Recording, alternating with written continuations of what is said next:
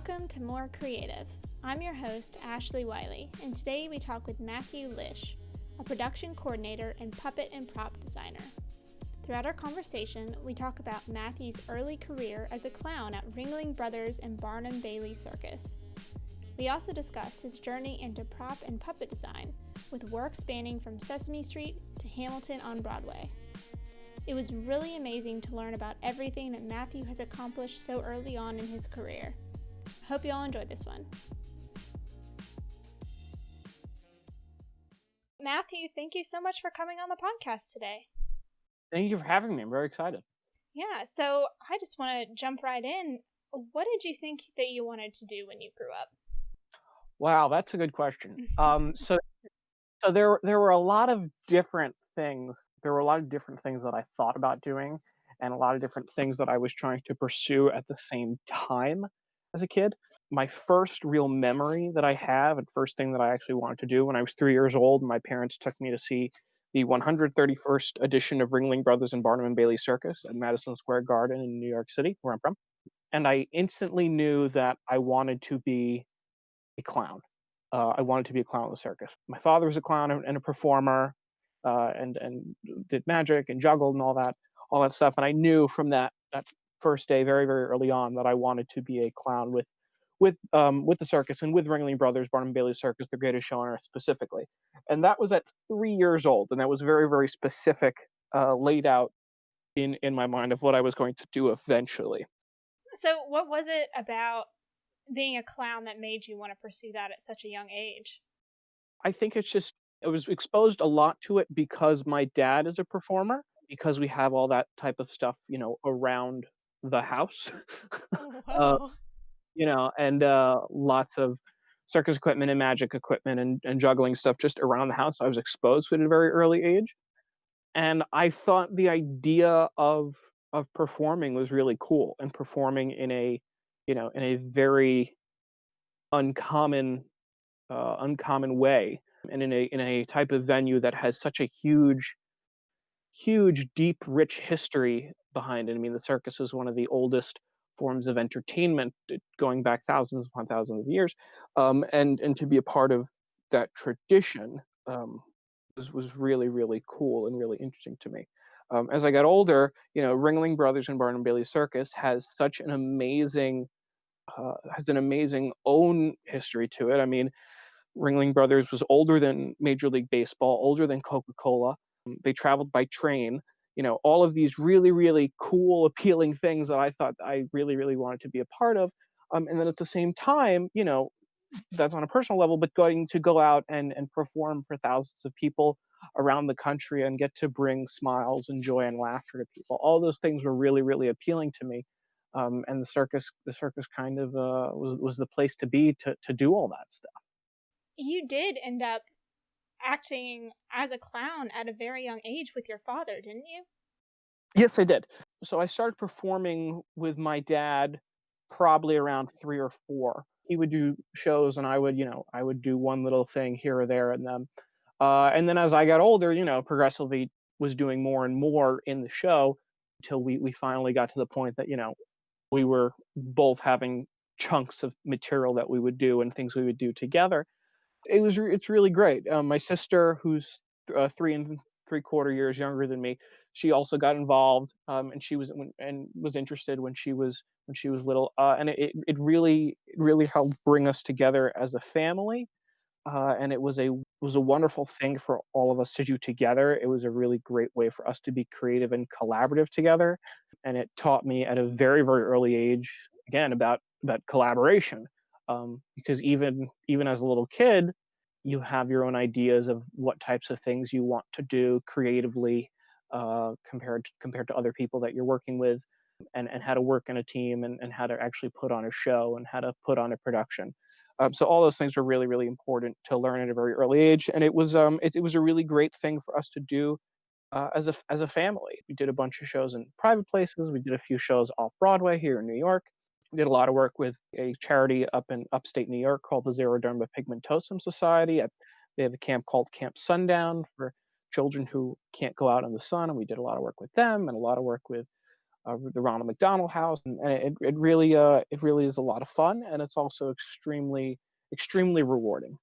Wow. So you were also very active in your theater program in high school. So, how did your experience coming from working with your dad and your sister, being a performer basically from as early as you possibly could be, how did that transition into your interest in theater in high school? I've never been asked that before. So high school theater was really the first time that I was introduced to people my own age, and that's a very important distinction because I had been introduced to a lot of people in show business and a lot of performers at a very young age, but they were adults or significantly older than me. Yeah. High school was the first time I was introduced to other people my own age, plus or minus a few years, who had similar interests and could speak the same type of common language and had the same feelings about the importance of live entertainment, the importance of theater, what we were trying to do here, and the idea of telling stories in a communal environment. The first show I did in high school, I was a junior, and we were doing Shrek the Musical, and I came in pretty close to the end because they needed additional hands for crew. And I figured, okay, I'm gonna join the crew. I'm gonna see what this is about, and then we'll go from there. So I joined the crew and very quickly fell in love with this group of people and the whole thing, and built a lot of props for it and helped out with all the makeup and the costuming on the show, and decided, I want to come back and I want to do this again next year. And the director of the musical, who to this day, many years out of high school, has remained one of my closest friends, she invited me to come back the next year and work as the stage manager for the show when we did Rent my senior year of high school. That was really formative, particularly doing that show, because it was also the first time that I had ever done a performance thing that wasn't, explicitly a comedy and wasn't designed as as humorous or family oriented in some way. We did Shrek the Musical the year before, which is really a family show. I mean, there's fart jokes all throughout it. Doing Rent was, it's a show. There's a lot of death in the show and a lot of drug abuse and substance abuse throughout the show. A lot of mature themes, and it was the first time really dealing with performance in that in that arena, dealing with that content, and it really got me thinking a lot more about what the overarching ideas of storytelling are and how we could tell stories, what format, what type of overextended metaphors, and Rent has a lot of them, what type of overextended metaphors can you use to portray ideas, what works, what doesn't work. And it was a really great experience, and I look back on it very fondly.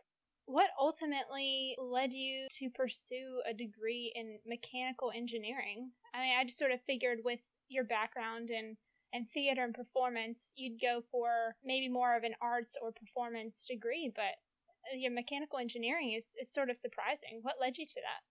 Yeah. So in addition to wanting to be with the circus, some of those other subsequent goals that I had at the same time that I was trying to figure out and navigate, and it was kind of just like I'm gonna try and go after all these and see what happens. From a very early age, a little later than wanting to be in the circus, but still elementary school, I knew I wanted to work for the Muppets, and I knew that I wanted to work particularly, building the puppets. I was inspired very early on by, by Sesame Street, and love Sesame Street so much as a little kid, and also, would watch old episodes of The Muppet Show on DVD or on YouTube, stuff like that, and was very influenced by the Muppets and the worlds that Jim Henson had created, and knowing, these are real characters we see, on TV. We see Bert and Ernie, and we see Big Bird and Elmo, and they're real. But you think about it, and like someone has to physically make them. These things don't just. There's not just an 8'2" yellow canary that just exists. Someone's got to build it, and I realized that, and started making my own puppets, and started sewing and sculpting and carving and all that, and wanted to put in some more mechanical elements to them. So to do stuff like making them blink and making their eyebrows move, those types of things. Also, around that same time, I also had the wild idea that I was going to one day work for Walt Disney Imagineering, the design division of the Walt Disney Company that deals with the theme parks and the cruise ships. And initially, I thought that I was going to go and try and work in the animatronics and figure department, and that the mechanical engineering would be heavily advantageous in terms of building animatronics and designing robotic type things.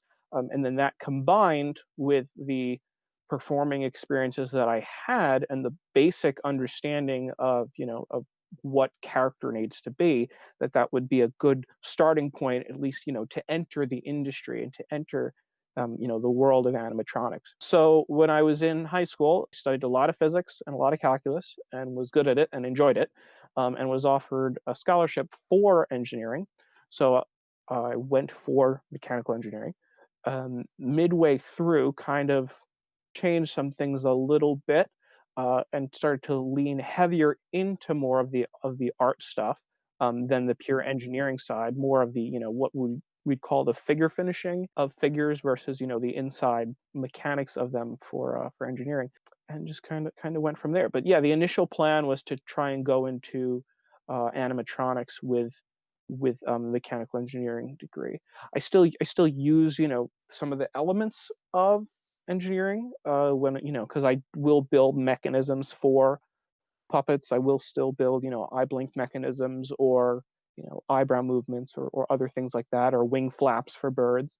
But it's just not as explicit pure engineering with machining steel parts and gears and all that stuff.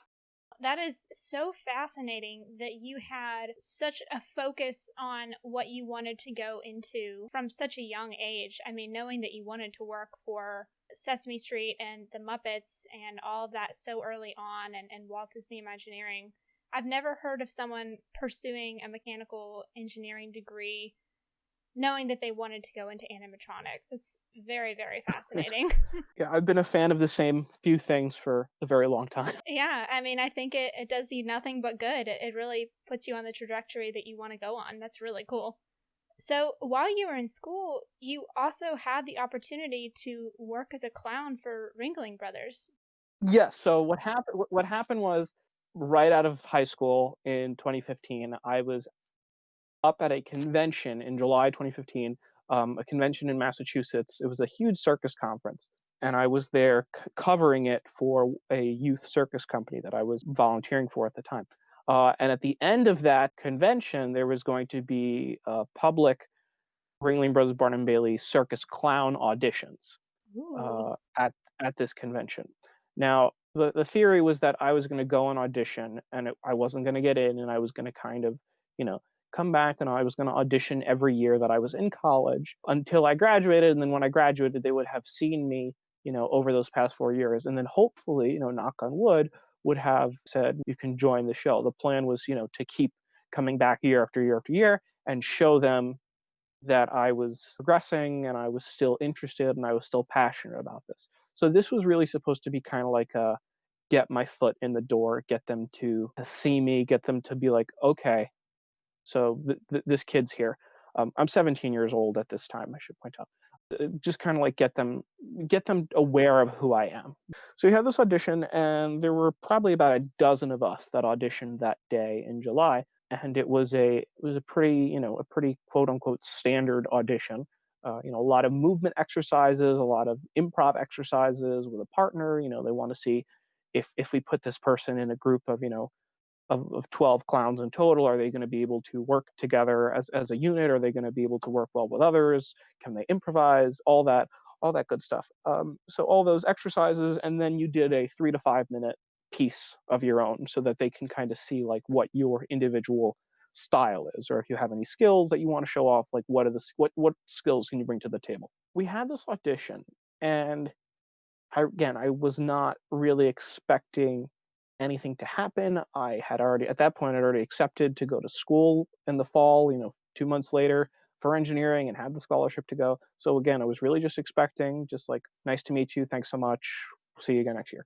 At the end of the audition, they started calling out numbers of people that they wanted to talk to. and I was the first number that they called. I was like gobsmacked, like genuinely shocked. So I was brought over to this little bridge table, and sitting across from me were, the panel, which consisted of many former Ringling Brothers Barnum Bailey Circus clowns who at that point were my idols and people that I really looked up to. And the head of talent basically said to me, "What are you doing in the fall?" Quickly realizing what was happening, thanked them profusely and said, "I really, really, really, really want to do this right now, but I just accepted a scholarship to go to college and study engineering, and if I don't go immediately, I'm going to lose it. So I would like to defer. I would like to come back." And they said, "We respect that, absolutely. The circus Ringling has been around for over 140 years. We're going to be here for another 4." Haha, that's a little joke, and looking back on it, they said, "But we respect that, and we hope to see you again soon." So I went to college that fall, and was seeing on Facebook and was seeing the people that I had auditioned with and had done other auditions at about that same time, who had also been offered contracts and were on the show, and seeing them touring around the country and everything. And I was like, man, I really, really want to do this like now. Like I don't think I could wait 4 years to do this. Like I have to go do this immediately. So I sent an email to the deans of the university I was attending, and they knew that I was a performer, and they knew the situation, that I was passionate about this, and said, "Listen, if I were to go do this, would you guys be able to A, hold my scholarship, B, hold my academic place when I come back?" And they sent an email back within 15 minutes, "Absolutely, go for it." Wow. So that was August of 2016, in between my freshman and sophomore year. After I got the email back from the deans, I sent emails and phone calls and made phone calls to literally every single person I knew who was on the circus or had association with the circus. Sent them, promo videos and photos and all that stuff, reminding people who I was. And then a full 27 days later, I got an email from the head of talent, a very, very simple email. "Matthew, we'd like to hire you as a clown for the red unit. Please give me a call when you can." And a few days before my 19th birthday, I signed a contract to join the 145th edition of Ringling Brothers Barnum Bailey Circus, the greatest show on earth, Circus Extreme, and was going to join the show in January of 2017. So I would do one more semester. I would do my fall sophomore semester, and then would be off. I signed an 18-month contract, so I would be off for the next 3 semesters performing, and then the plan was to come back and finish college after those 3 semesters. So I did that last semester, and then January 10th, I flew down from New York to Orlando and joined the show. Moved into my room on the train. We lived on and traveled by a 1 mile long circus train. I lived in a room that was 5 feet by 7 feet. There were 11 compartments on our train car, which the clowns, we all had a room. Yeah, my room was 5 feet by 7 feet. I had a bunk bed that folded up, a little table and there was storage underneath it, mini fridge, emphasis on mini, microwave, a little sink, and that was pretty much it. You had to be almost fully inside of the room in order to shut the door. Learned how to cook everything inside of a microwave, or on like a George Foreman grill, and it was really a blast. 4 days after I got there, on January 14th, 2017, Feld Entertainment, the parent company that owns Ringling Brothers and that also owns, Disney on Ice and Disney Live and Monster Jam and Marvel Universe Live and Sesame Street Live, announced after 147 years that the circus would be closing that May. And that, the tour that we were on was very quickly changed names into the Final Farewell Tour. So at that point, it was like, okay, well, I'm supposed to have 18 months here. Now I have, 4.5 months here. I'm going to take advantage of every possible opportunity I can, and really, and really live this out to the fullest extent, and had an absolute blast over those 4.5 months. There were 12 of us, 12 clowns in what we call Clown Alley from all over the world. We would do on average about 9 or 10-ish shows a week. We would pull into a new city really, really, really early, middle of the night between Tuesday and Wednesday. We would then load in the show to the new arena. The performers also did the load in and setting everything up. We would load in this show from the circus train into the arena all day Wednesday. And that included setting up, all the backstage facilities, moving in wardrobe boxes and lighting equipment, and sound equipment. We traveled with our own lighting grid, with our own floor that we put out, all the stuff for the animals, setting up the nursery and the school that traveled with the show, all of those things, setting that all up. Thursday, we would come in and we would have general company meetings, and we do some rehearsals in the new space because every arena backstage is different. So in order to know your cues and where you need to be when, we had to practice running around from this entrance to this entrance to this entrance and figuring out where we needed to be. We'd have opening night Thursday night, usually do one show. Friday morning, myself and a few other performers, we would wake up at around 3 a.m., having done a show the night before, come to the arena, be in full costume and makeup by 4, do 5 hours of television appearances promoting the show on the local stations and national stations. Then we do a morning show, usually for schools, have a few hour break in between when we would go grocery shopping, do a show Friday night, 3 shows on Saturday, 2 shows on Sunday, load the show out, sit on the train and travel by train to the next city Monday and Tuesday, and then do it all again the next week. Every show was the equivalent of running 5 miles for the clowns from start to finish. And between the show and the all access pre-show we had before, when we'd be on the floor and people could come in and could meet the clowns and the performers and try on costumes and get autographs and take pictures, we would be performing for about 3 hours straight. So Saturday would be about 15 miles of running and about 9 hours of performing. And we had a blast. It was so much fun. It was so much work. We were always tired. Our bodies always hurt.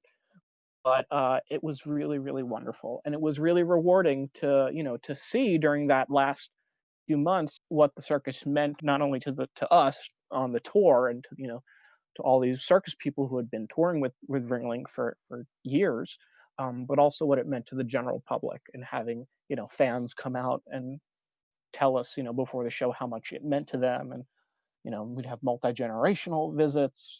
I came here as a little kid, and I bring my kids and they bring their kids, and it was really, really, it was really beautiful. And by the time the show closed and we had done all 128 performances of the final farewell tour, and we closed in Providence, Rhode Island in May of 2017, we were all super, super proud of what we had done and super content with what we had done, and really, really, really just very happy. We were sad that it was over and that we wouldn't get to do this anymore, but we were very happy to be a part of it. And now we all look back on it fondly, and those people that I toured with are some of my closest friends that I talk to every day. Oh my God. I mean, what an incredible experience, not only to be a clown for arguably the most popular circus in history, but to be a part of the final season and to know that you, like, the work you were doing was closing an era of such an iconic show. I mean, it's just incredible to really think about, and to put in perspective the age you were at the time is really amazing. Thank you. I wish now that I could do it again, slightly older, and see it through my eyes now. But we had so much fun. One of the other clowns on the alley, a good friend of mine, Steven, he said and would say a lot, "We're going to do the show again. We're going to do this a bunch of times, but every single time we do that show, it's going to be someone's last time that they're seeing the greatest show on earth. So we really have to make sure that this is the greatest show on earth, and that we put on that performance for everyone, and really, really make it a memorable experience." Yeah, very true. Do you have a favorite memory of your time during that tour? I do. There are a lot of wonderful memories. Usually, the interactions with the public were the most impactful on us. We would often have little kids make us drawings, and or give us little tchotchkes or do fan art of us, and we all kept them, and everyone has them framed and hung up, and because that's really, really special and insane for us. Like, we're just normal people, and little kids are drawing fan art of you, and it's a pretty special thing. When we were playing Cincinnati, Ohio, which was also coincidentally my favorite stop on the tour. There was a family that approached me, and there was a little girl with the family, probably about 6 or 7 years old, and she was very clearly visually impaired, and was holding her mother's hand and was using a walking guides, and and her parents were describing everything around her, and the parents asked me if the little girl um, could touch my clown shoes so she could feel how big they are and get a sense of that. I said yes, and I helped guide her hand over the bulb of the big clown shoe, and she just lit up and started giggling. And then I took her finger and ran it around, the edge of my clown nose so she could just feel, the roundness, and she was really, really just laughing. And then the family went on their way, and that kind of like sticks out for me as one of the coolest things that we got to do was, this magic that we got to bring to so many people like that. Yeah, what an experience. I mean, it's not like you'll ever be able to do anything like that ever again, that exact moment.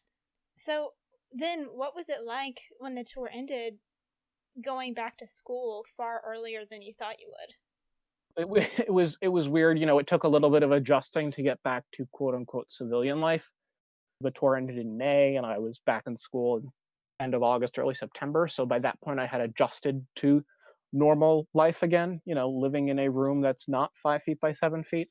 But there was a part of me, still that was just very sad about it all, and like we're not doing this anymore.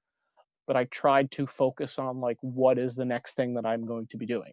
What's the next thing that I'm going to try and do? What's the next crazy thing? And that really helped.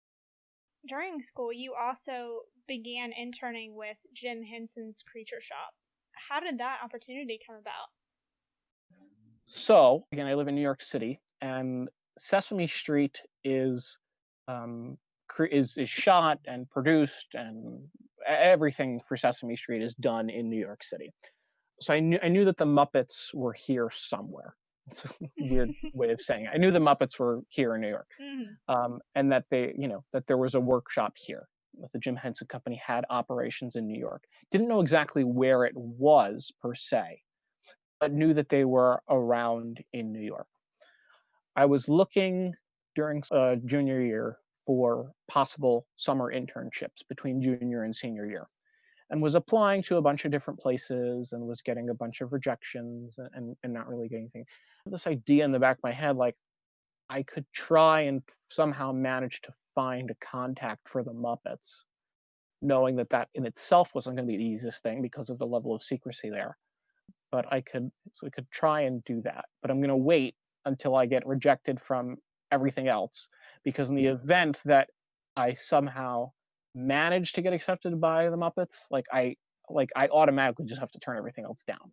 Like there's no, like you don't turn down the Muppet. Mhm. So somehow managed to figure out a contact at Jim Henson's Creature Shop with the Muppets, and sent a cold email introducing myself, and sending along my portfolio, and was invited to come in. We did a portfolio review, and basically, they talked me through if they need an intern, what an intern would be doing, and it'd be mostly administrative stuff, all that kind of thing. And then I heard nothing for a few weeks and was like, well, I guess that's not going anywhere. And then, much to my surprise, got an email basically saying, we'd love to have you come in as an intern for, you know, intern this summer. We'll send you more details soon. And I was, over the moon, because I knew, or what they had told me at that point was that I wasn't going to really be working with the puppets. I wasn't really going to be making anything. I was just going to be, providing administrative support for getting everything out the door. But I was still like, great. If I'm in the building and I'm in the room with these people, I will. I'll come in early. I'll stay late. I'll skip lunch. I'll do everything I can to learn about how these puppets are made and learn about how the Muppets work. Basically, just by being there, I'll sweep the floors. Just I want to know what is happening inside that building. So, much to my surprise, my first day in June of 2018, I was put on a sewing project and was assigned to work on the Coca-Cola polar bears. for the Coca-Cola company for their meet and greets. Their meet and greet Coca-Cola players at the World of Coke Museum in Atlanta, and at their stores in Disney Springs down at Disney World, and at their store on the Vegas Strip. And I was put on to work on that on day one, and I was like, okay, this is cool. Like this like I'm getting to do it. So that was like the first month and a half was sewing these polar bears, and it was really like the coolest thing. And it was, a lot of pinch me moments, and there wasn't a single day that I didn't, uncover a box or something, and just open it up and start crying because of what was inside. And even so, working on the simple stuff, organizing pattern pieces or organizing some of the sewing supplies, during when it's a bit of a lull, you're still surrounded by, Elmo and Grover and Cookie Monster, and it's a really, really cool thing to be a part of. So that was the first thing I did there. And then once those were done, we were doing stuff for a theme park in Spain called Port Aventura World, and they were going to do a dark ride based on Sesame Street. Jim Henson's Creature Shop was going to work in partnership with an animatronics and ride company out of Jacksonville, Florida, Sally Corporation, to build these animatronic versions of the Sesame Street characters. So their scale is going to be slightly different than what they should be for the TV show, just because of the perspective needed to make them the appropriate size on a ride. And so I was working on that project and getting those out the door. And that was pretty much the summer, and then came back literally a few weeks later, once the school year had started, to work on the 50th season of Sesame Street, which was really, really, really exciting to like actually be working with the Sesame Street characters directly, and did some small scale prop fabrication for that season, restored puppets and costumes, and yeah, really just provided general shop support where it was needed, and that was for the 50th season, and that was again really, really amazing. I mean, a real dream come true, to say that you get to work with Elmo and Oscar the Grouch and Abby Cadabby. So we wrapped season 50 in the winter of 2018, and then came back in early 2019, to work on building puppets and set pieces for a show on Princess Cruise Line that Jim Henson's Creature Shop was building stuff for, called The Secret Silk.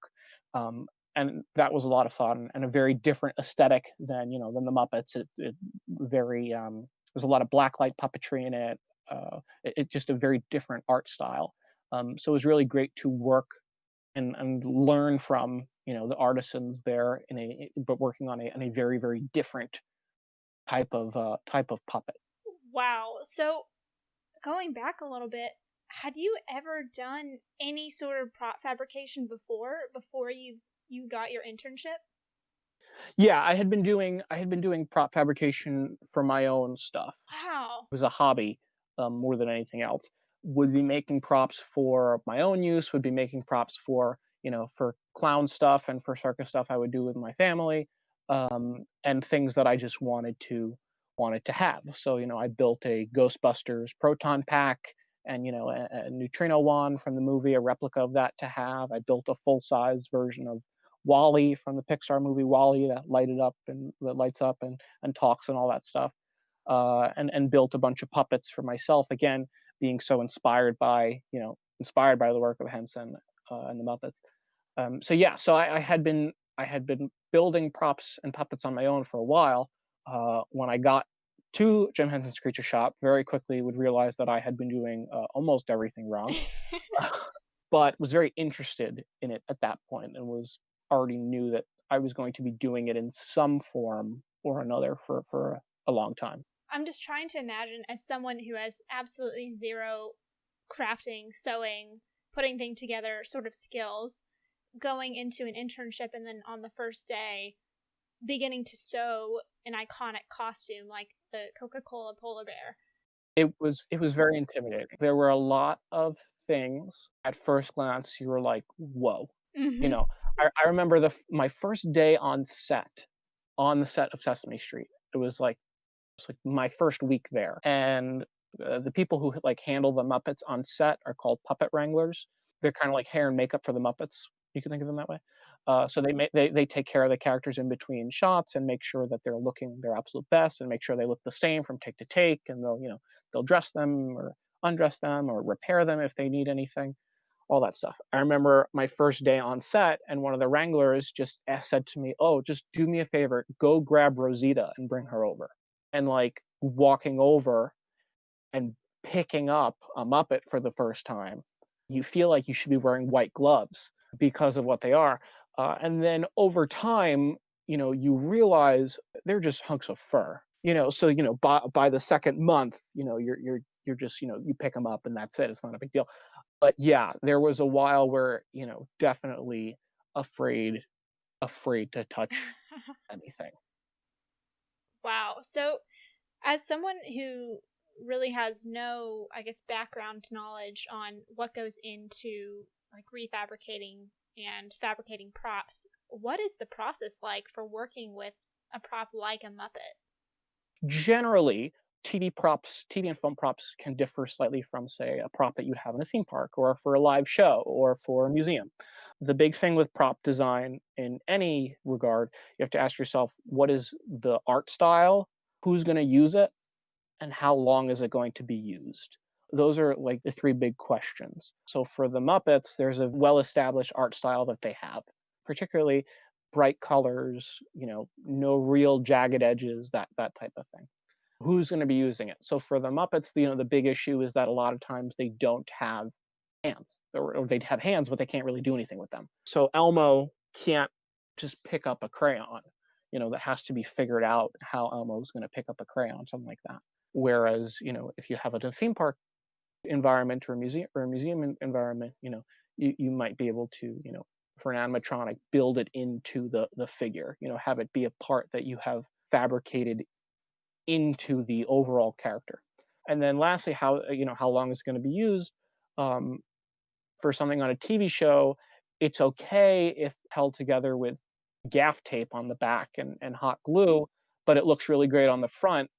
Because it's not designed to last. It might not necessarily be designed to last, forever. It could just be a one-off weird prop that is in a script and you need it, for one episode, and then that's it. Whereas, if you're building a prop for a theme park or for a long-running show where they're going to do the same thing over and over and over and over again, you have to build it so that it can withstand all of the wear and tear of that.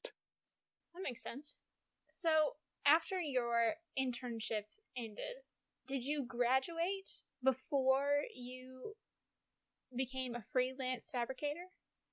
My internship ended unofficially in around Christmas time of 2018. And then when I came back to do the Princess Cruise Line project, um, we were having a meeting and it was like, all right, guys, we have no interns here this week. And someone just turned at me and said, huh, so Lish isn't an intern anymore. He's a freelance fabricator. Cool. And then there were like two people who did golf claps, and that was the meeting. Oh my god. Yeah, and so that was senior year of college, and then I graduated a few months after that. Oh my gosh. So, upon graduating, what did you want to do next? Were you like, okay, this is where my career's going. I'm going right back into working with Sesame Street and the Muppets. Did you have other ideas? What were you thinking at that time? So at that time, I had been thinking about moving to Florida and trying to work for Disney for a long time, or to California and trying to work for Disney, and realized that the time once like immediately after graduating college is a good point, just life wise in terms of when it's easiest to pick up and move yourself to a new place. And I had been thinking about that for a while. So even during like the production of season 50 of Sesame Street, was thinking about that possibility and was starting to look at like internship positions with theme park companies. Somehow managed to land an internship with Walt Disney Imagineering down in Florida to begin right after I graduated from college. So once I was done with college, a few weeks later, drove down to Florida and began working with Walt Disney Imagineering. I was an intern for design services. on the Magic Kingdom team. So basically, all of stuff like attraction refurbishments and small to medium sized new things that come into the park. So stuff like the sleek new white Tomorrowland archway, the new seating area in Liberty Square, Bippity Boppity Boutique expansion, those types of projects. It was a really great learning experience and a lot of fun to work. I mean, to work at Disney World and have Magic Kingdom as your office in Magic Kingdom every single day. That really helped me grow as a coordinator in terms of figuring out how to schedule and manage all dozens upon dozens of different projects of varying size at the same time. And then also made me I think a better artist, in seeing different techniques used on detail work and overall fabrication.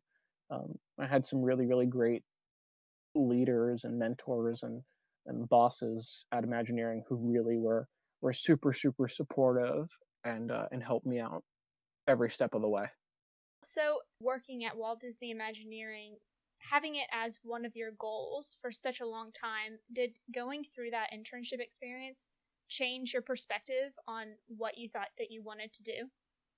I think it kind of made me feel like, oh, yes, this is what I want to do, type of Hmm. thing. Okay. Um, there were a lot of surprises in terms of the day to day. There were a lot of things for Imagineering specifically that I did not expect because the company is so secretive in terms of the day to day operations and how all those things happen. I was surprised, in a good way, surprised at how much planning goes into certain things. But yeah, I was like, yeah, I like doing this a lot. So when my internship ended, I was offered the chance to extend, but at that point, I had decided that at the time, Florida wasn't the place for me, and that I wanted to move back north, at least for the time being. So I moved back up north and started freelancing with Gerard Studio, a shop out in Brooklyn, New York, who handles the props for a variety of Broadway shows, and was immediately put on to fabricating props and set dressing for Mrs. Doubtfire the musical, Diana the musical, To Kill a Mockingbird, and then once those were done, on to the national tour for Hamilton. So, when you're working with props and items for touring Broadway shows, live shows, what is the difference with working with items for those types of shows versus working with props for a TV show like Sesame Street? A lot of it has to do with durability. The props in Hamilton, specifically like the chairs that they stand on and the benches and all the wood panel, all the planks and all those things. Not only are they thrown around in the show and get really abused in the show, just from people jumping up and down on them or dancing on them, whatever. But they also get, they'll get loaded onto a truck and driven around the country, and they'll get moved around, stuff like that. So there's that, between the wear and tear of doing 8 shows a week, and then the travel element. Those would be the big differences. Wow. Do you have a preference of what you prefer to work with? My big thing is, what is the prop? Hmm. Is the prop something that is interesting? Is the prop something that is used to really tell a story more than, is this made to last once, or is it made to last for a several month period of time? Do you have a specific prop that's been your favorite to work with since you began?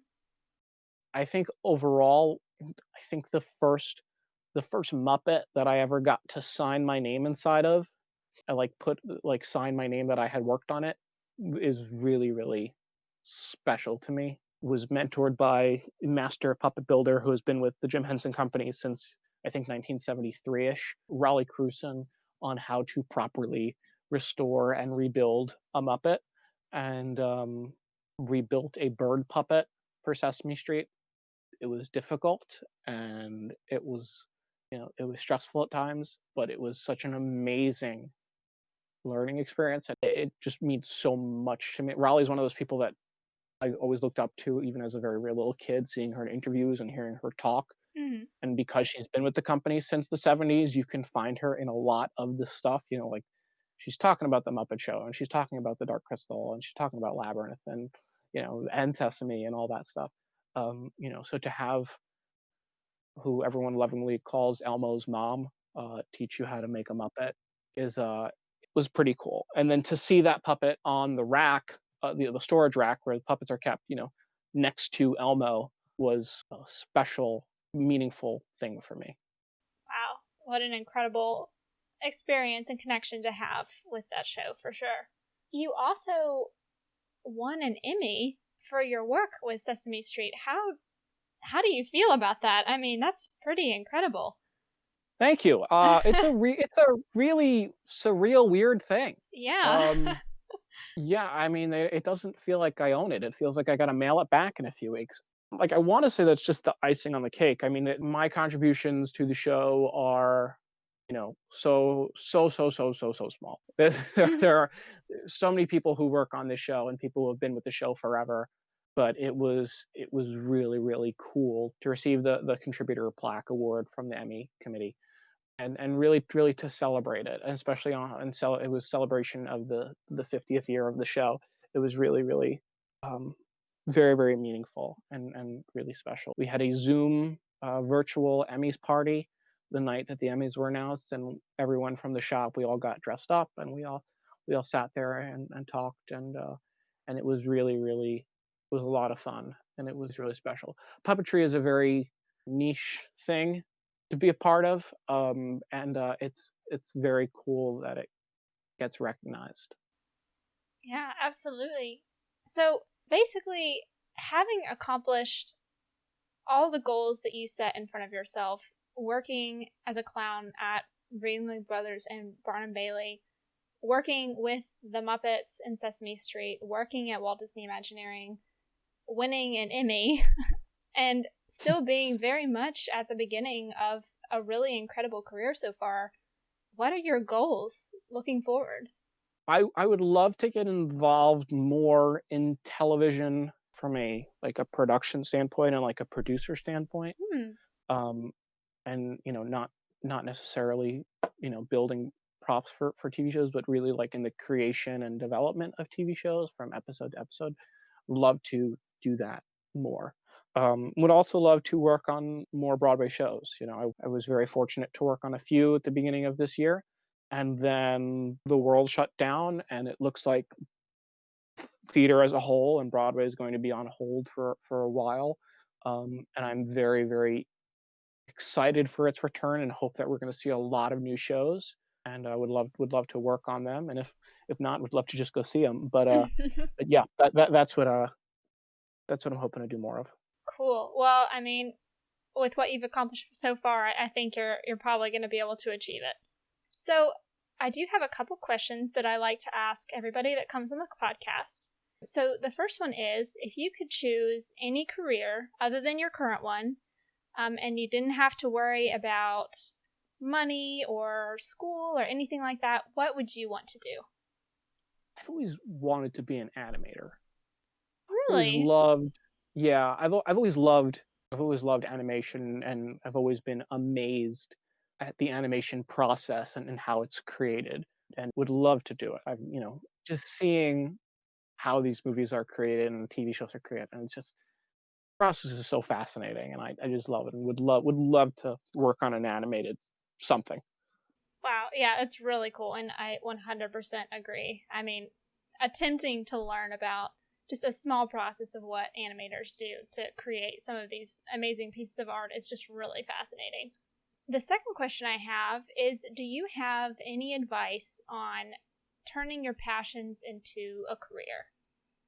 I think the big thing is to take advantage of every opportunity possible, and when it doesn't look like there are any opportunities, to go out and like create them and reach out to every person you possibly can. Ask as many questions as you can. Take every chance you can to observe someone or to learn something, to shadow someone. All those things I think are really, really helpful, and are also good to get your name out there in the professional world. Yeah, absolutely. And I think honestly getting over that hurdle of introducing yourself and reaching out is sometimes just the hardest part. So that's really good advice. Oh yeah, completely. The nerves of reaching out to these people is overwhelming. I still have it now. Well, Matthew, this was an amazing conversation. Thank you so much for coming on the podcast today. Thank you for having me, Ashley. Thanks for listening. If you'd like to learn more about Matthew, links are in the description down below. He's available for puppet and prop work of any size and variety, so make sure to check out his website. If you like the show, please leave a rating, subscribe, and comment on whatever platform you listen on. It really helps out the show. For more information, you can find us on Instagram at @TheMoreCreative or on YouTube at The More Creative Podcast. Again, thanks for listening, and I hope to see you next time.